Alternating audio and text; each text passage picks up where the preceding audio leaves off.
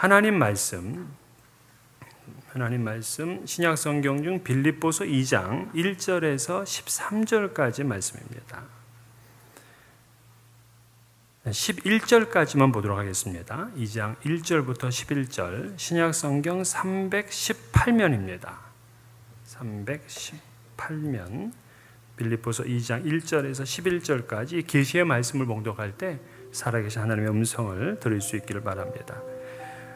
그러므로 그리스도 안에 무슨 권면이나 사랑의 무슨 위로나 성령의 무슨 교제나 긍휼이나 자비가 있거든 마음을 같이하여 같은 사랑을 가지고 뜻을 합하여 한 마음을 품어 아무 일에든지 다툼이나 허영으로 하지 말고 오직 겸손한 마음으로 각각 자기보다 남을 낮게 여기고 각각 자기 일을 돌볼 뿐더러 또한 각각 다른 사람들의 일을 돌보아 나의 기쁨을 충만하게 하라.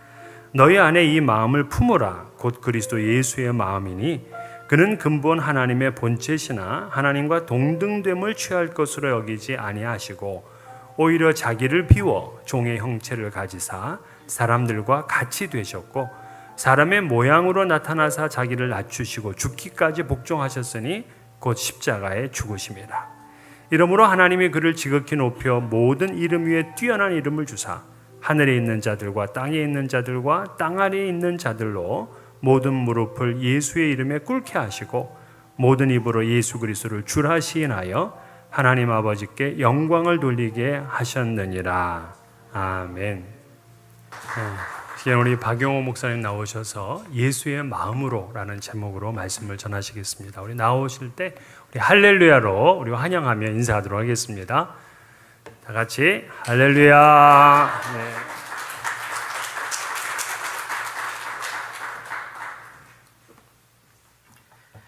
네, 여러분 반갑습니다. 함께 만나게 하신 하나님 은혜 감사드립니다. 예배하는 우리 모두에게 우리 좋으신 하나님 주시는 은혜와 평화가 충만하기를 바랍니다. 프라미즈 찬양대 귀한 찬양 감사합니다. 풍성한 복 받으시기 바랍니다. 예, 무슨 복 받고 싶으세요? 예, 빨리 말해야 되는데 하나님 찬양하는 사람들에게 주시는 가장 큰 복은 찬양한 대로 살 수 있는 복입니다. 마음 다해 주님 경배하며 예배하는 신실한 삶 주께서 허락하실 줄 믿습니다. 예, 제가 이 새 건물 와 보니까요 너무 좋네요. 우리 목사님하고 제가 엊그제 김 목사님하고 와서 쭉 둘러봤는데 건물 참 좋죠. 제가 오늘 와 보니까 건물 좋은 것 이전에 에어컨 나오는 것만 해도 감사하네. 약소교회 개척해서 10년 동안에 에어컨도 없는 그 여름들을 견뎠는데 하나님께서 약소교회 교회에 큰 복을 주셨고 앞으로도 귀히 서실 줄 믿습니다. 예,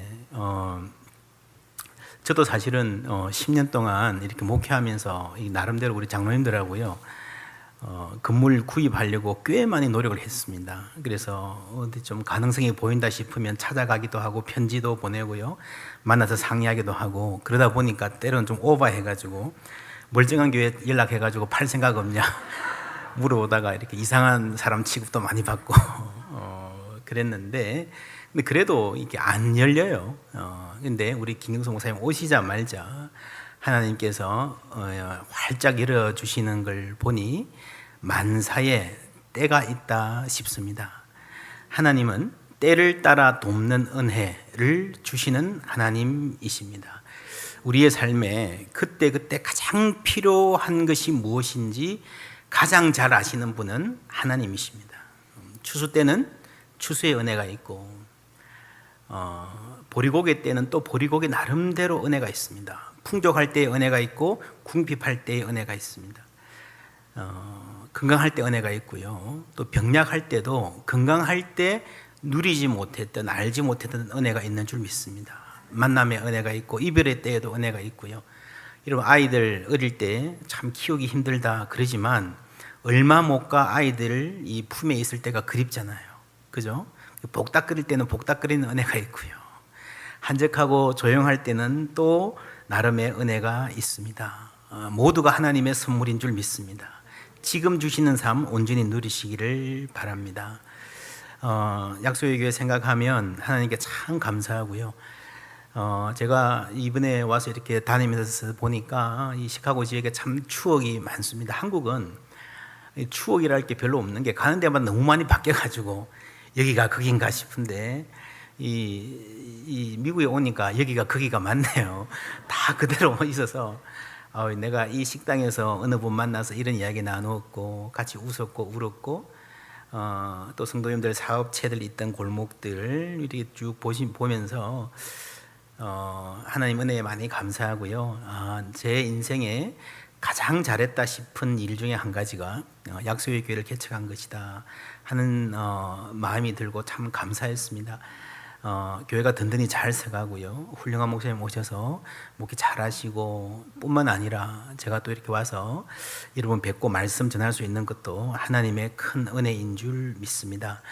제가 이제 미국에서 목회하다가 한국에서 교수하다가 왔다 갔다가 많은 교회를 다니는 편이거든요. 다녀본 편이거든요. 요즘에는 이제 한 교회 거의 있지만 가 보면 이 앞에 서 보면요, 이 교회가 좀 부흥하겠다, 이 교회는 좀 힘들겠다 눈에 보입니다. 어떻게 아는지 아십니까? 그런 말이 있습니다. 최고의 전도지는 성도들의 표정이다. 아세요? 모르세요? 유명한 말인데 박영호 목사가 한 말입니다. 최고의 전도지는 뭐라고요?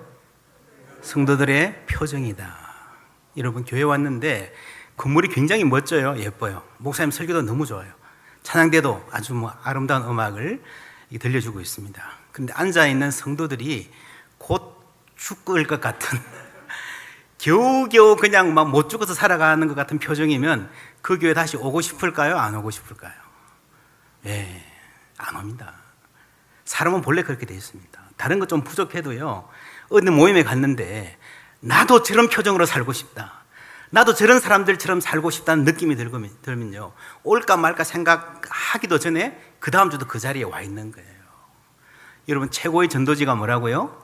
성도들의 표정이다. 옆에 분에게 인사 한번 해주시겠습니까? 집사님 얼굴이 전도지랍니다.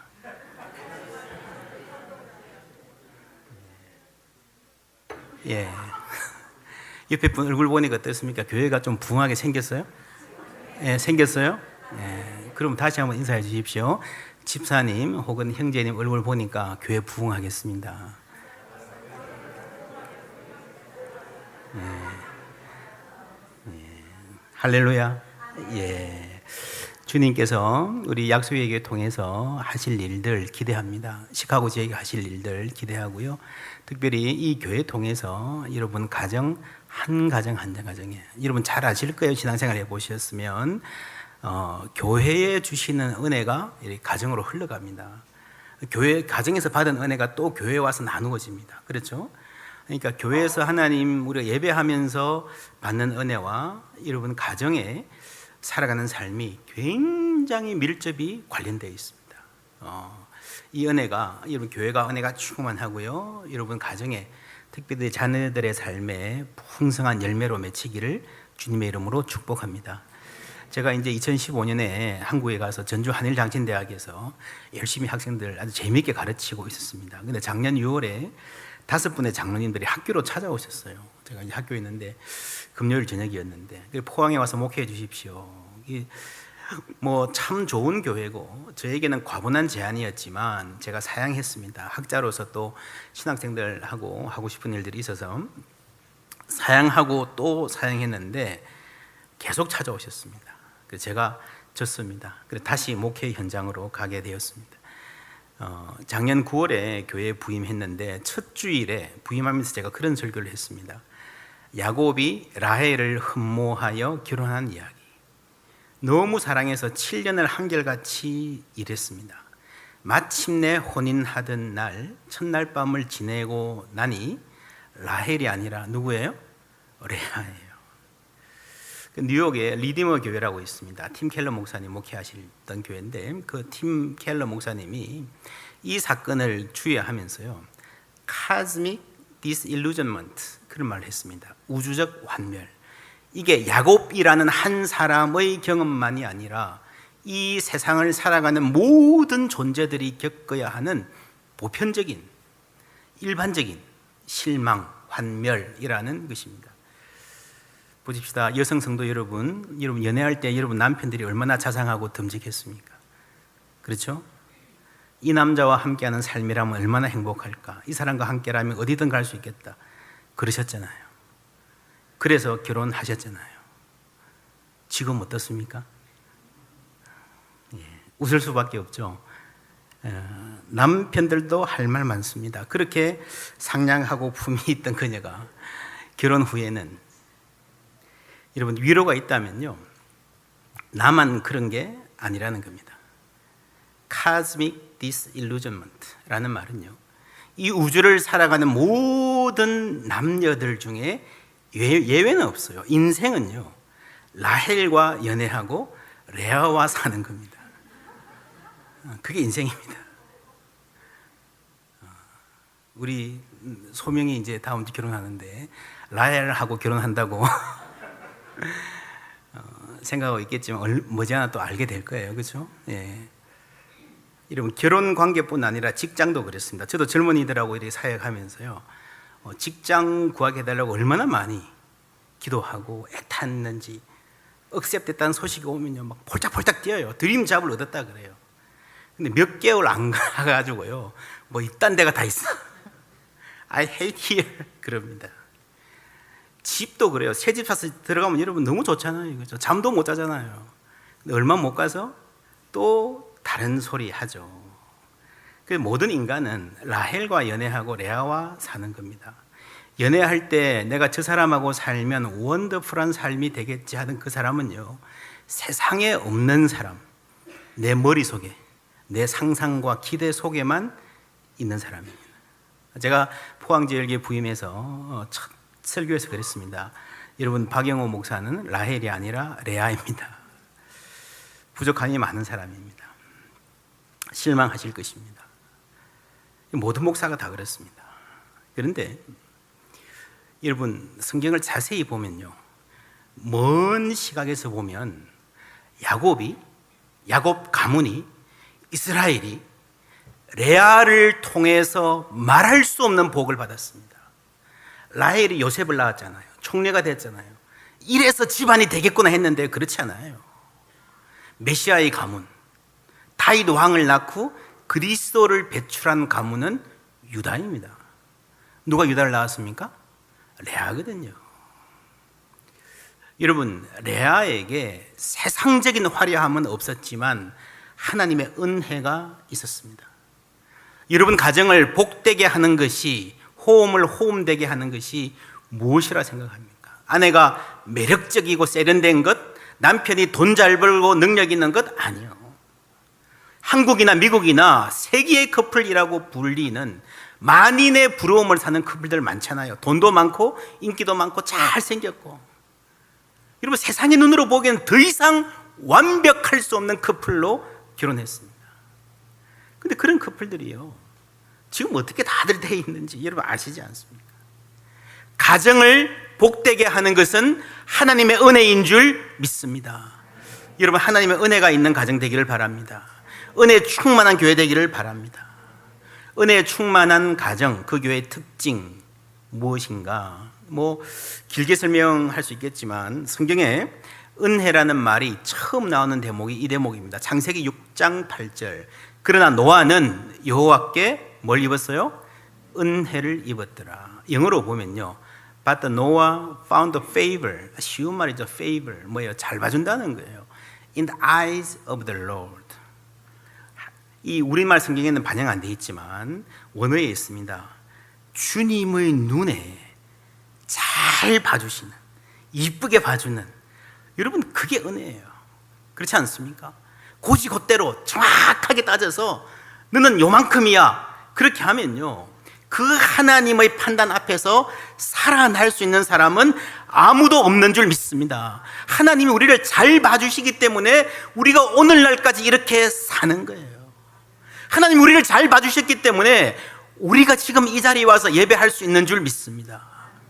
그래서요, 은혜가 있는 사람은요, 은혜 받은 사람은요, 하나님이 날 잘 봐주신 줄 알기 때문에 다른 사람을 볼 때도, 교우들을 볼 때도, 여러분 이런 가족들을 볼 때도, 직장 동료들을 볼 때도 은혜로 보려고 작정한 사람이에요.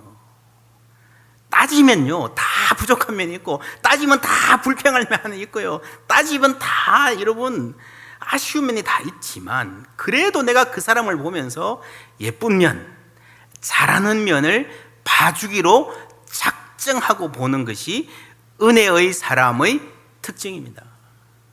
옆에 분에게 한번 이렇게 말해 보시겠어요? 잘 봐주십시오.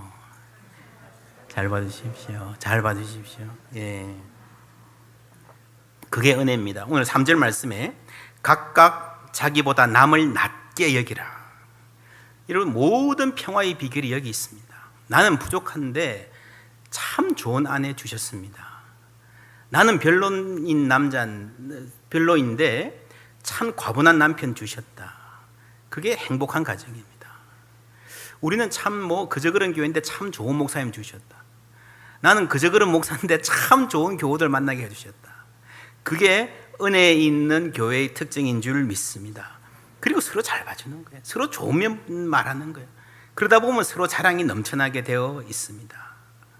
그리스도께서 오늘 말씀에 자신을 비우셨다 그랬습니다.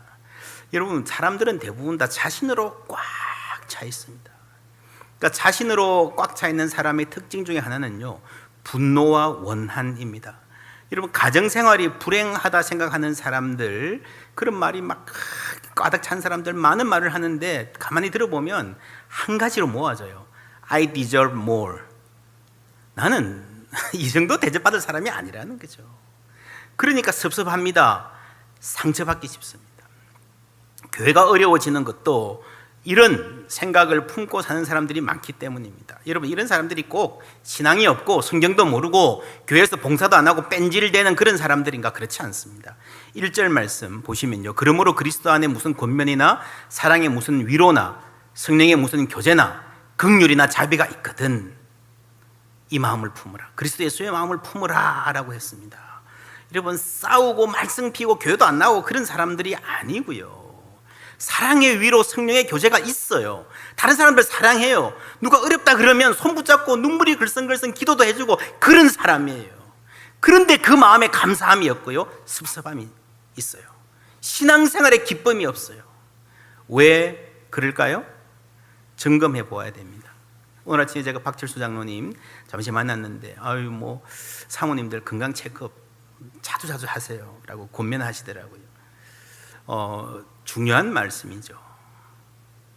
육체의 건강뿐 아니라 여러분, 영적인 건강도 자주 체크업해 보셔야 됩니다. 오늘 말씀에 3절에 보면요, 아무 일에든지 다툼이나 허영으로 하지 말고, 육체적인 건강을 MRI나 CAT-스캔으로 하듯이요, 나에게 다툼이 있는지 허영이 있는지. 다툼은 남보다 앞서려는 욕심, 남보다 돋보이려는 욕심. 여러분, 내가 신앙적으로 좀 뛰어나다라는 걸 내보이고 싶은 마음입니다. 그리고 허영, vain glory입니다. 빈 껍데기 영광이라는 거예요. 저기서 보면 대단해 보이는 것 같아서 막 달려가서 쟁취하지만 실제로 풀어보면요, 포장지만 그럴듯하지 아무것도 우리를 만족하게 못하는, 그게 뭡니까? 그게 허영이라는 거예요. vain glory라는 겁니다. 많은 사람이 그걸 다투어서 목숨 걸고 살아가고 있습니다. 예수님은 어떤 분이십니까? 6절에 보시면요, 그는 근본, 함께 읽어볼까요? 그는 근본 하나님의 본체시나, 아멘. 여기서 취한다라는 말은요, 낚아챈다, 탈취한다, 뺏어가는, 강탈해가는 거예요. 정말 놀라운 말씀입니다. 하나님과 동등됨을 강탈하려고 하지 않으셨다라는 말은요, 창세기에 나오는 아담의 이야기가 이 배경에 있습니다. 아담이 하나님의 형상으로 창조함을 받았잖아요. 하나님의 은혜잖아요. 그런데 교만해서 하나님과 같이 되려고 하는 것이 하나님의 것을, 하나님의 영광을 강탈하려고 했던 못된 짓이다라는 말입니다. 그래서 죄를 지었고 타락했고 하나님의 그 영광을 잃어버렸고 하나님의 창조하신 그 영광스럽고 복된 상태 이하로 떨어져 버리고 말았습니다. 그게 타락입니다. 그게 멸망입니다. 그런데 하나님은 그런 인간을 그대로 버려두지 않으시고 찾아오셨습니다. 그리스도 안에서.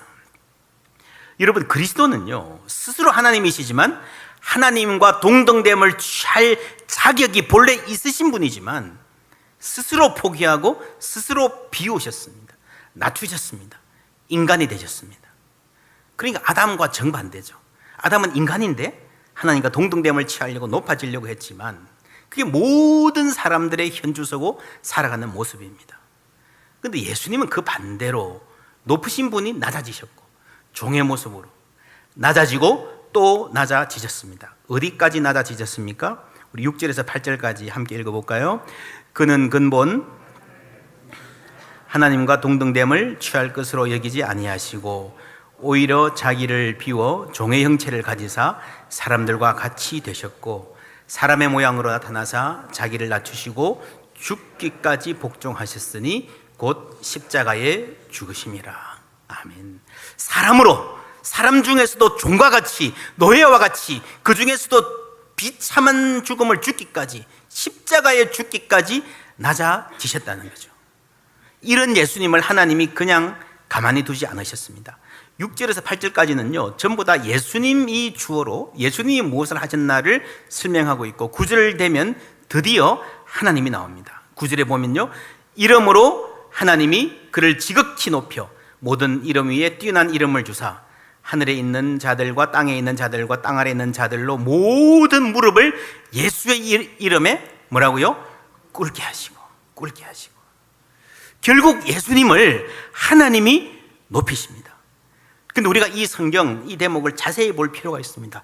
6절부터 8절까지는요 예수님이 주어입니다. 비우시고 복종하시고 낮추십니다. 겸손해지셨습니다. 낮추시고 또 낮추셨습니다. 십자가까지. 이때까지는요 하나님이 아무런 말씀이 없었어요. 하나님 그냥 내버려 두세요. 십자가 이후에야 하나님이 높이시는 거예요. 사람들이 다 고개를 돌리고 무시하고 완전히 낮아지시고 나서야 완전히 숨이 끊어지고 나서야 그제서야 하나님이 행동하시고 하나님이 개입하셔서 하나님이 높이시는 겁니다. 그때까지 십자가에까지 이르기까지 하나님 아버지께서 무엇을 하셨습니까? 어디에 계셨습니까? 아무 일도 하지 않으셨습니다. 침묵하셨습니다. 예수님도 부르짖으셨어요. 나의 하나님 어찌하여 나를 버리시나이까? 애타게 부르짖어도 하나님 대답하지 않으셨습니다. 하나님의 침묵, 이 침묵의 시간 아시는 분 계실 것입니다. 우리가 성경을 보아서 알기도 하지만요 경험해 보아서 압니다. 하나님 계시는 것 분명히 아는데 침묵하실 때의 당혹감 이루 말할 수 없습니다. 하나님 나를 사랑하시는 것 아는데 내가 고통당하고 눈물 흘리고 왜 나에게 이런 일이 일어납니까? 라고 할 때에 나를 돌보지 않으시고 방치해 놓으실 때의 섭섭함 시리고 아픈 경험입니다. 그래서 우리는 고개를 들지요. 내 자아가 고개를 들지요. 섭섭하다고 말하지요. 나를 더 이상 이렇게 대우하는 것은 부당하다고 말하지요. 하나님이라도 이건 틀렸다고 말합니다. 여러분 그런 마음을 가지고 살면요 이 충돌이 일어납니다. 말의 가시가 돋칩니다. 평안이 사라집니다. 베드로전서 5장 6절 말씀 그러므로 하나님의 능하신 손 아래에서 겸손하라. 그 다음에 뭡니까? 때가 되면 너희를 높이시리라. 여러분 하나님 앞에서 겸손하면 높이시는 건 맞는데요 우리가 잊지 말아야 할 것은 뭐라고요? 때가 되면입니다. 이 때가 누구의 때입니까? 나의 때입니까? 하나님의 때입니까? 내 생각에는 하나님이 지금쯤 나타나셔서 나를 좀 높여주시고 나를 좀 세워주시고 내 얼굴을 좀 살려주시면 좋을 텐데 그게 나의 때예요. 그게 나의 때. 근데 하나님이 우리를 높이시고 회복시켜 주시는 것은요 하나님의 때라는 것을 잊지 말아야 합니다. 그래서 여러분 신앙은 기다리는 힘입니다. 로마서에 보면요 믿음에 대해서 1, 2, 3장 설명하다가 4장에 믿음의 샘플 모델이 나옵니다. 누굽니까? 아브라함이거든요. 아브라함이 뭐 했습니까? 엘리야처럼 수많은 대적들을 거짓 선지자들을 죽인 것도 아니고요 여러분 다윗처럼 전쟁에서 이긴 것도 아니고요 모세처럼 홍해를 가른 것도 아니에요. 아브라함이 뭐 했습니까? 성경 전체를 통해서 믿음의 가장 중요한 모범인 아브라함은요 하나님의 약속을 믿고 기다린 것뿐이에요. 하나님의 신실함을 의지하지 않고 기다린 것뿐이에요. 여러분, 하나님의 때를 기다리고 겸손한 것이 믿음인 줄 믿습니다.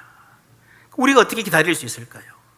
2장 10절에 보면요, 모든 무릎을 예수의 이름에 꿇게 하시고 모든 입으로 예수 그리스도를 주라 시인하여 하나님 아버지께 영광을 돌리게 하셨느니라 하는 이 대목을 자세히 보면요, 이 빌립보서 성경 전체가 예배의 맥락에 위치해 있습니다.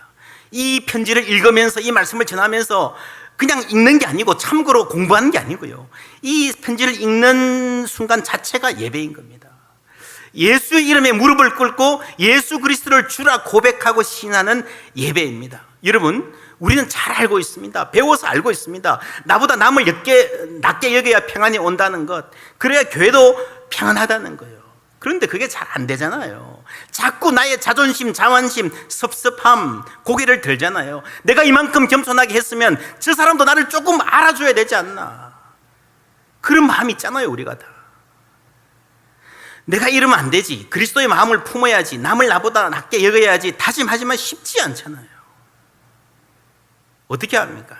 대답은요, 예배입니다. 예배하는 것입니다. 예배가 무엇입니까? 그리스도를 높이는 것입니다. 하나님을 높이고 경배하는 것이 예배입니다. 우리는 이 세상 살면서 자신을 높이며 삽니다. 자신을 보호하고 자신을 내세우고 자신을 높이며 사는 것이 우리 대부분의 삶이에요. 내가 좀 더 나은 대우를 받기 위해서, 인정받기 위해서 전력을 기울입니다. 그러다가 그게 안 되니까 좌절하고 분노하고 때로는 자책하기도 합니다. 혹은 누군가를 원망하죠. 목표는 나를 높이는 거예요. 나를 높이는 거. 그게 안 되니까 좌절하고 상처받는 겁니다. 그러나 예배는 다릅니다. 그리스도를 높이는 거예요. 하나님을 경배하는 거예요. 모두가 자신을 높이는 세상에서 허덕이며 살다가, 경쟁하며 살다가 이 예배의 자리에 나올 때만큼은 내가 아닌 온전히 하나님만 높이는 것입니다. 모든 시선을 주님께 돌리고 살아계신 하나님을 느낄 때 참 좋은 찬양인데, 저는 이 가사를 슬라이틀리 바꿔보고 싶어요. 모든 시선을 주님께 돌리고 살아계신 하나님을 높일 때 내 삶은 주의 역사가 되고 하나님이 일하기 시작하되. 여러분, 우리가 예배하면요, 하나님을 높이면요, 하나님께서 우리 가운데서 일하실 줄 믿습니다. 우리의 거친 맘 만져주실 줄 믿습니다. 다시 평안 주실 줄 믿습니다. 기쁨 충만하게 하시고요, 고난 가운데도 감사할 수 있는 힘은 예배에서 오는 거예요. 여러분, 예배하십시오. 예배를 사모하십시오. 예배가 내 삶의 중심이 되게 하십시오. 하나님을 높이십시오. 그 하나님은 어떤 하나님입니까? 압도적인 힘으로 우리를 굴복시킨 하나님 아닙니다. 천지를 지으신 전능하신 하나님 맞지만요, 개념적으로 맞지만요, 그 하나님이 초점이 아니에요. 우리는 힘을 예배하는 게 아닙니다.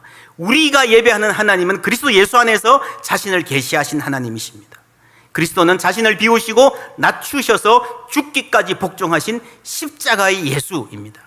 그 예수가 십자가라는 비천한 자리에 내려가신 그분이 사실은 모든 이름에 뛰어난 이름을 가지신 주님이시라는, 하늘과 땅에, 땅 아래, 땅 위에, 하늘 위에 있는 모든 자들이 무릎 꿇고 예배하고 경배하는 주님이시라는 것이 우리의 믿음입니다. 그 믿음을 확인하는 자리가 예배인 거예요. 세상에 살다가 좀 흐트러져도요, 이 예배에 오면 정신을 차리고, 아, 하나님이 주님이시다, 그리스도가 주님이시다, 다시 알게 되는 겁니다. 여러분, 세상에는요, 탐욕이 있고요, 다른 주님이 있습니다. 아담의 죄가 뭡니까?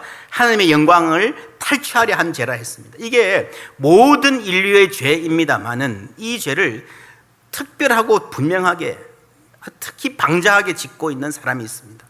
성경시대에는 로마 황제였습니다. 하나님의 자리에 올라가서 나를 경배하라고 하는 그 방자함, 그 교만. 빌립보 교인들은요, 로마의 식민지에 살고 있습니다. 우리의 번영은, 우리가 잘 사는 것은, 우리가 잘 되는 것은, 우리의 샬롬은 로마 제국의 안녕에 달려있다. 그리고 그 로마 제국의 안녕은 황제의 탁월함에 달려있다는 것이 당시의 지배 이데올로기였습니다. 로마의 화려한 승리와 번영의 약속에 취해서 저마다 황제를 숭배해요. 사실은 황제 숭배를 빙자해서 빌어서 자기의 탐욕을 숭배하는 것입니다. 오늘의 세계는 어떻습니까? 사람들이 더 이상 종교에 관심이 없고 합리적인 판단으로 탈종교의 시대를 살아가면서 주체적 인간으로 서가는 것 같습니까? 아니요. 끊임없이 인간은 무언가를 숭배하며 살아갑니다. 더 간절히, 더 목마르게, 더 데스퍼레이트하게 필사적으로 물질을 숭배하고 성공을 숭배하며 살지 않습니까? 그 대열에서 승리하면 교만하고요, 패배하면 좌절합니다. 그렇게 살아갑니다. 여러분, 옛날에도 가난한 사람들, 못 배운 사람들, 열패감은 있었지만 오늘처럼 심하지는 않았습니다. 오늘날 여러분 눈 열어 보십시오. 다 그렇게 살아요. 그 정도면 살만한 것 같은데, 괜찮은 것 같은데, 좀 더 잘 나가지 못하는 것에 대한 불만이 너무 많아요. 성공하지 못할 것 같은 두려움이 너무 크고요, 내가 주목받지 못할 존재가 될 것 같다는 불안이 얼마나 커져 있는지 모릅니다. 우리가, 이 세대가 물질을 숭배하고 성공을 예배한 결과입니다. 여러분, 이런 마음으로 살아서는요, 여러분 자녀들도 아무리 성공해도요 결코 행복한 삶을 살지 못합니다. 치유받아야 되는 줄 믿습니다. 잘못된 예배가 가져온 우리 마음의 어두움입니다. 여러분, 잘못된 예배로 인한 병통은 진정한 예배로 치유되어야 됩니다. 모든 시선을 주님께 드리고 살아계신 하나님을 높일 때에 우리는 그 좌절과 욕망의 사슬에서 해방될 수 있음을 믿습니다. 비록 내가 가진 것이 좀 부족하고 내가 손에 쥔 것이 만족하지는 못하지만, 그럼에도 불구하고 우리를 향하신 하나님의 은혜를 알 수 있고 감사할 수 있는 거예요. 우리가 예배하는 하나님은 우리를 위하여 자신을 내어주신 희생의 하나님입니다. 우리가 예배하는 하나님은요, 십자가에 못 박히신 연약하신 하나님입니다. 그 희생과 연약함 가운데 자신을 계시한 분입니다. 그래서 여러분, 이 하나님을 예배하는 사람은 다른 세상을 다르게 볼 수밖에 없어요. 남들의 부러움을 사는 화려한 성취, 다른 사람을 압도하는 권력, 연약할수록 짓밟는 세상이 아닌 연약할수록 더욱 귀히 여기는 세상이 있음을 봅니다. 그것이 그리스도가 다스리는 하나님 나라의 질서입니다. 그 질서대로 살아가는 것이 신앙생활입니다. 여러분, 기독교라는 씨앗이 이 땅에 떨어져서 맺은 열매 무수히 많습니다. 한 예만 들어보면요, 장애인, 여러분 기독교 세계 밖에서는요, 그리스, 스파르타, 아테네, 그 고매한 철학의 지성인들도요, 그 사회도요, 장애아가 태어나면 죽이는 것을 당연히 생각했어요. 장애인들을 인간으로 대우한 역사는 오로지 기독교에 의해서 시작되었습니다. 왜입니까? 모든 사람이 하나님이 사랑하는 대상임을 알기 때문입니다. 여러분, 약한 자를 귀하게 여기는 것이 우리에게 얼마나 소중한 믿음인지 모릅니다. 우리는 남을 차별하면서 남을 차별하는 그 마음으로 스스로를 차별하는 거예요. 그 남을 차별하는 그 마음이 바로 세상적인 기준으로 나를 열등감으로 빠뜨리는 마음인 겁니다. 여러분, 하나님의 사랑을 아는 사람은 그 열등감에서 해방될 줄 믿습니다. 뒤처지면 안 된다는 압박에서 해방되는 거예요. 혹 다른 사람이 나를 무시하지 않을까 하는 두려움을 치유받게 됩니다. 여러분, 그 사람이 나를 하찮게 여긴다고 해서 내가 하찮은 존재가 되는 것은 아니라는 것을 알기 때문입니다. 하나님께서 나를, 연약한 나를, 별로 잘 나가지 못하는 나를 천하보다 귀하게 여기고 계심을 알기 때문입니다. 할렐루야. 그래서 그런 사람이 자기보다 남을 낮게 여길 수 있는 여유가 생기는 거예요. 교회는 그런 사람들이 모여서 서로 사랑하며 살아가는 겁니다. 너희 안에 이 마음을 품어라, 이 말이요, 너희라는 말이 단수예요, 복수예요? 복수죠. 그러니까 너 안에 이 마음을 품어라 이런 말이 아니에요. 이거는 우리 마음속에 이런 진리를 간직하고 있으라는 말이 아니고요, among you, 너희들 가운데, 여러분의 공동체 가운데서 예수님 같은 생활 원리가 지배하게 하라 하는 그 말이에요. 마음속에만 있는 주님이 아니고요, 공동체의 삶을 통해서 약한 자를 존귀하게 여기고 서로 돌아보아서 남의 일을 내 일같이 여기는, 서로 눈물 흘려주고 손잡아주고 기도해주고 하는 가운데서 하나님이 영광 받으시는 줄 믿습니다. 그래서 복음이 가는 곳마다 세상이 변화되는 거예요. 11절 말씀 마지막으로 한번 읽겠습니다. 11절 말씀, 모든 입으로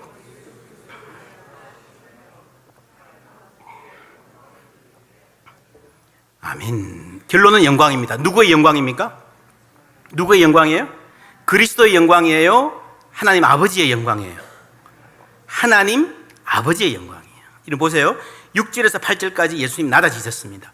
9절부터 11절까지요, 하나님 아버지께서 그리스도를 높여주셨어요. 보통 높인 게 아니고요, 어마어마하게 높이셨습니다.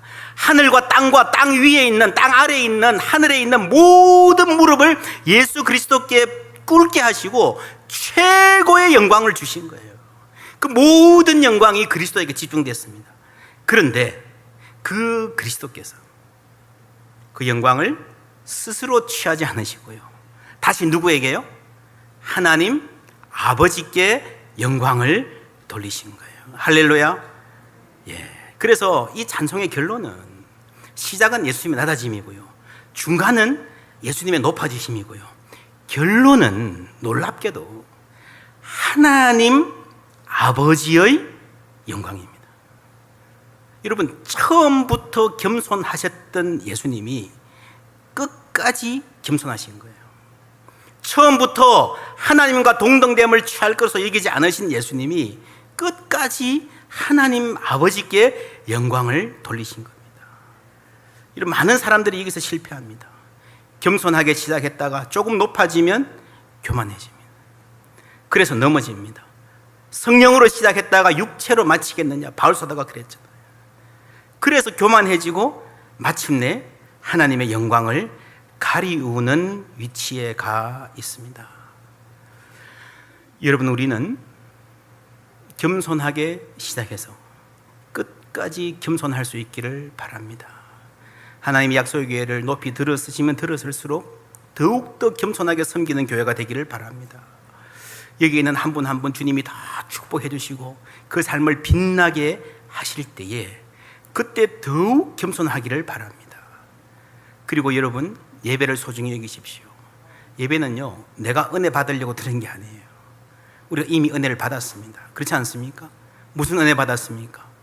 예수 그리스도의 십자가로 우리의 생명을 구원해 주셨습니다. 우리가 이미 은혜를 받았기 때문에 예배하는 거예요. 하나님이 높으신 줄 알기 때문에 하나님을 높이는 거예요. 여러분, 그 예배 안에 모든 것이 들어있습니다. 여러분, 삶에 근심이 많으십니까? 여러분, 자꾸 높아지는 자아 때문에 여러분 스스로도 주체하지 못하시겠습니까? 삶에 재미가 없습니까? 그 모든 치유가 시작되는 지점이 하나님을 예배하는 자리인 줄 믿습니다. 예배하면서 여러분, 이렇게 아름다운 교회당을 주셨는데 이 교회당이 정말 하나님을 높이는, 우리 삶에 예수 그리스도를 중심에 두는, 일주일에 한 번 와서 예배하지만 이 예배가 우리 삶의 중심이 되어서 예배한 대로 살아가는, 찬양한 대로 살아가는, 기도한 대로 살아가는 우리 모두 되기를 주님의 이름으로 축복합니다.